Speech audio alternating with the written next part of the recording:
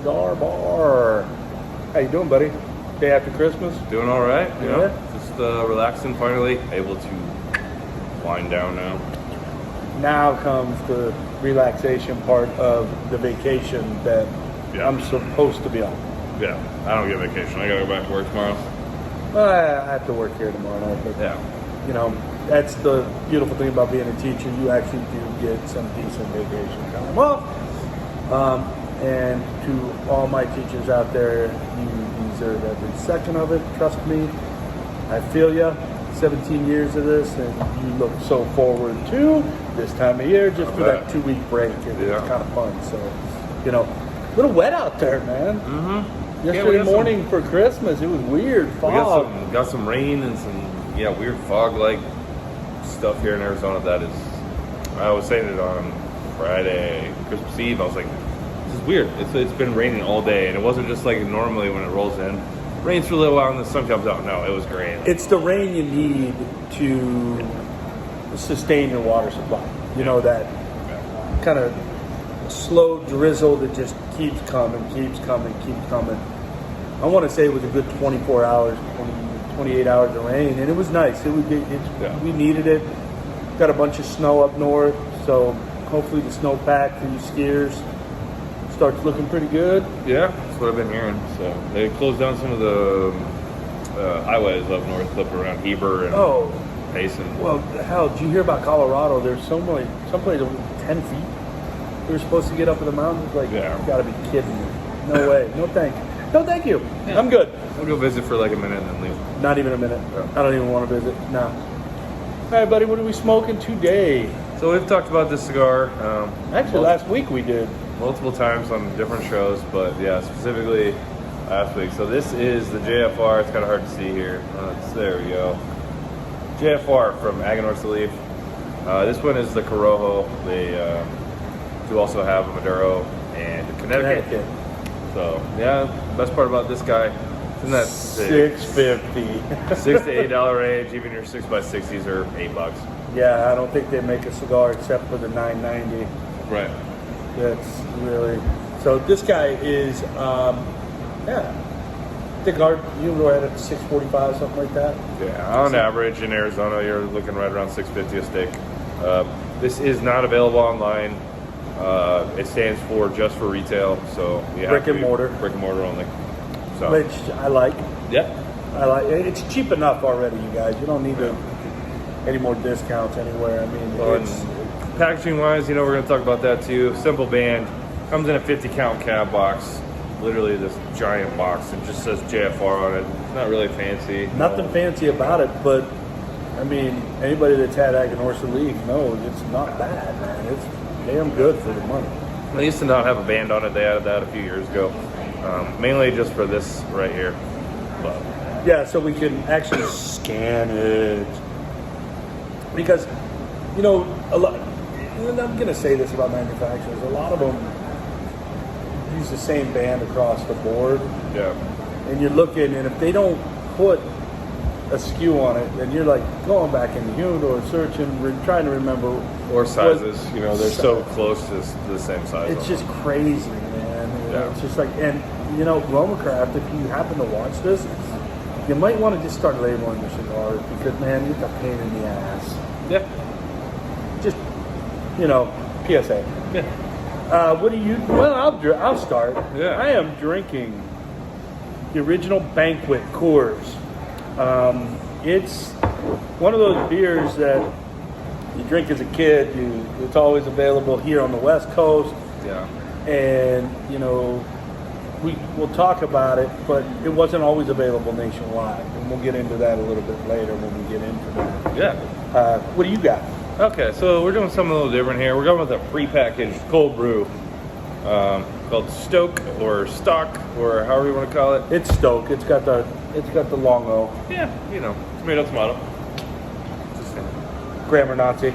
Yeah, And I'm using my Gus's Fried Chicken for anybody out there in Mesa. Downtown Mesa. Everybody knows Gus's Fried Chicken. Gus's. Yeah. All right, let's talk a little bit about this cigar. This is I don't smoke these very often. I've had the Connecticut. I don't think I've ever had with just Corojo. Flavor's pretty damn good on this thing. Yeah. Put in that some kind spice on it. medium to medium plus strength wise. Aganor's Corojo leaf. So we've talked about that before. That is like their staple. Like they're known for this leaf. It's just like Camacho back in the day was known for their Corojo as well. Yeah.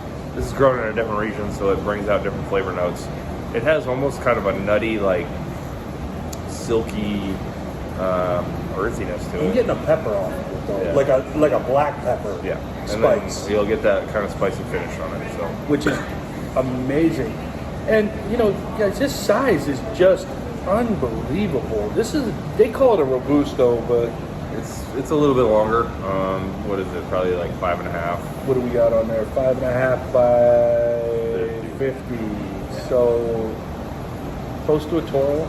Kind of tweener. It's kind of maybe a Robusto Grande. I mean, if you want to look at it that way.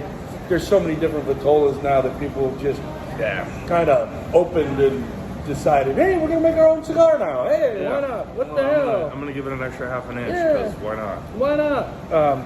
But traditionally, you'd be at about $5.50 for a Robusto. Typically, yeah. So this is slightly longer, but honestly, it's got that shaggy foot, which we already lit up, but got a little bit of a pigtail on the end, so you can actually twist off the end. You don't need a cutter on it.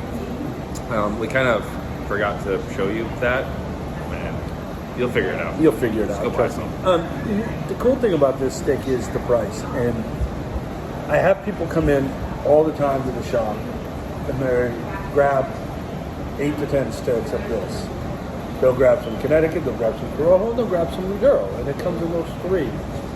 And depending on the time of day, the people or the company you're keeping, they make a cigar pretty much for anybody. Yep, absolutely. They're not a one-trick pony with this, and they're all at the same price point, which is, it's crazy to think about, and I know I've talked about this before, but from seed to cigar, the amount of work that goes into making a cigar that you can get for $6.50, and it is this consistent. Yeah, these are the consistency on these things. Yeah. Well, and even the burn. You never hear about people complaining about this. And even the burn. I mean, I've ashed it a couple times. Me too. It looks the part and it tastes the part. Yeah. And I'm typically a Maduro guy, but for some reason with the Aganor sub, because of their Corojo that they're using on a lot of their stuff, I like the naturals. Just a little bit more. Maduro's still a great cigar. It just adds a little more. You just get that, you get that richness to it. It's just a little bit, but these guys are, dang. It's a perfect after Christmas smoke, which we're sitting here, day after Christmas, and hopefully everybody had a great holiday. Yeah. Are able to start the wind down process moving into New Year's, Yeah, and we're gonna get all this New Year, New Me, whatever BS that we're gonna start seeing. Just be you. Yeah, and do better every day. Just be you, be better. Yeah, that's all. Yeah, that's all you gotta do. Now, the original Banquet Coors. Any of you guys that watch Yellowstone, this is the beer that they drink all the time on there. It was a staple west of the Mississippi. Yeah. Okay. So, Coors Original was never able to be shipped east of the Mississippi River due to logistics, water supply, that kind of stuff. And it was, I want to go 90s, I think, early 90s or somewhere around there. Yeah. I didn't do the research, so forgive me on that. But I know that people that would be in the east would bring Yingling across to the west. People from the west would take Coors to the east, and they would trade. Because Yingling, to this day, you still can't get it. Texas, I think, is the furthest west that it comes. Yeah. And so regional beers were kind of a thing. And so... And then you had, Anheuser-Busch right in the middle that threw everybody off. Assholes. Yeah. But we won't get into that. This is it's just a great everyday drinking beer. I had one last night after dinner, and I forgot how good it was. So, you drink these as a kid, and you're just like, it's beer, it's beer, it's beer. Right. Well, yeah, that's after going through all the craft beer and doing all the fancy stuff that you're drinking. You come back to a traditional beer. Right. You're like, damn, I forgot how good these were. Yeah, and it's good stuff. Well, that's the thing about the domestics that, when I turned 21, I was drinking MGD, Miller Lite. I was a Miller guy. I love Miller Lite. Yeah. I like, Miller High Life, the champagne of beers too. Yeah. And I never really had Coors around. Because you were where I was at in the Midwest area there, Illinois and Kansas and all these different places. Coors was a little bit more farther west, Colorado. I mean, we were in Kansas. I remember seeing it, but I wasn't old enough to drink at that point, so I just never really thought about it. Right. And then when I got old enough and I was 21, Miller was what everybody drank in Western Illinois there, Iowa, so it was... Well, you had Rolling Rock, too. You had the Rock, which was another one that was a regional beer along with the England. Hey, it wasn't really beer, though. That was more like beer-flavored water. Well, the cool thing is, Old Latrobe, Pennsylvania. Yeah. My old stomping grounds, kind of, between that Western Pennsylvania, Ohio, Eastern Ohio, Northeastern Ohio. When you kind of do a little research on beer and history in America, Yuengling, which I mentioned, is the oldest brewery that is still in operation in the United States. Yeah. It just hasn't stopped. And, I'll have a Yuengling or two, and I'm like, oh, this is so good. And then after about the fifth or sixth one, you're like, what the hell? This is just an everyday beer. But it's that, the thought that, oh man, I can't get this. Right. It's got to be good. It's got to be good. It's got to be good. That's kind of how Coors was back in the day when people, well, yeah, it's a good beer, but it's not great. I mean, there's so many more craft pilsners and lagers that I would rather have over this. But you're sitting outside by a fire on a chilly, damp night like we were last night. Yeah. That hit the spot. It was really like a great after dinner, not a heavy beer. It's not going to sit heavy on the gut after you just got done eating prime rib and whatever the hell else you got done eating. So it's just a solid beer. Yeah. Stok. Yeah. So, I mean, I don't know a lot about these guys. Once again, you can buy this. I got this at Albertson Safeway. I believe they're available in Kroger's as well. We got some at Kroger Fries just the other day. Yeah, so this is the unsweet. I drink mine all black, unsweet. They do have sweet, they have not so sweet, and then they have like super sweet. Well, they have a pumpkin one right now, a pumpkin cold brew that's still out. Yeah. Laura's oldest daughter, Finny, asked us to get that for her, and we picked it up. And I'm like, I don't think they're going to have pumpkin out. They still have it. So probably can't get rid of it. So. Well, yeah. But, the cold brew is pretty good. Yeah. It's actually for packaged store-bought cold brew. You want to make your iced coffees in the morning and stuff. Yeah. That's a good coffee. And especially if you add creamers and stuff to it, you really can't tell the difference. It was like $4.50 for this quart and a half bottle. Most places you go, we've talked about like Dutch Bros, we've talked about Black Rock, we've talked about some of these other places. It costs you $5 to $6 for a 20-ounce cold brew. And how much of that is actually coffee because they fill it with ice? Right. You're actually getting about 12 ounces of fucking coffee. Yeah, 12 to 15 ounces versus this one is, like I said, a quart and a half, so 48 ounces.